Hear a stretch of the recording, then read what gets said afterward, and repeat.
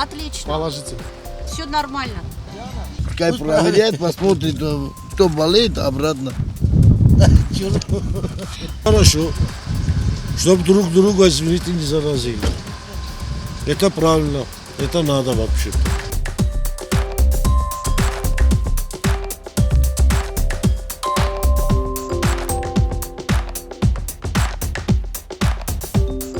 Вот при первичном контроле больные с повышенной температурой, им перемеривается температура несколько раз для того, чтобы убедиться, что да, действительно температура.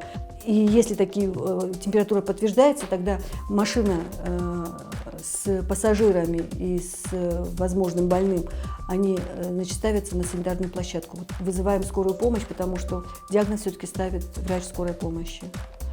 До прибытия скорой помощи больной находится в изоляторе.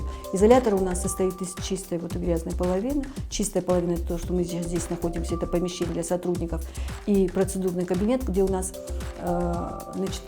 есть и часть нашего противоэпидемического имущества – это укладки, средства индивидуальной защиты.